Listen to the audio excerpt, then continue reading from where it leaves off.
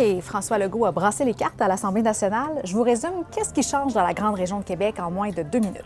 D'abord, Geneviève Guilbeault perd son poste de vice-première ministre du Québec et le ministère des Transports. Elle obtient le ministère des Affaires municipales.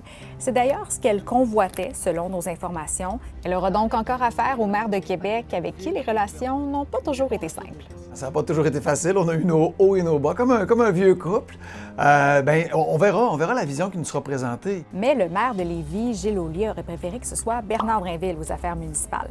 Et parlant de Bernard Drinville, il perd l'éducation et obtient le ministère de l'Environnement.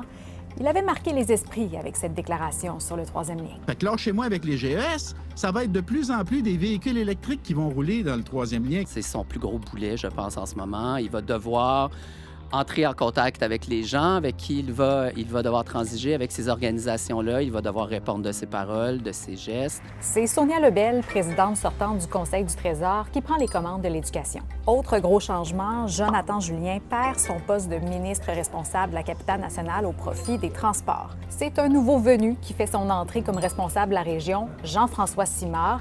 Il est député de Montmorency. Il hérite aussi du ministère des Ressources naturelles et des Forêts. Et parlant de petits nouveaux, le député de Beauce-Sud, Samuel Poulain, fait son entrée au Conseil des ministres en devenant ministre responsable de la jeunesse et ministre délégué à l'économie et aux PME. Finalement, Martine Biron, députée de Chutes-de-la-Chaudière, prend la tête de l'enseignement supérieur et remplace Pascal Derry.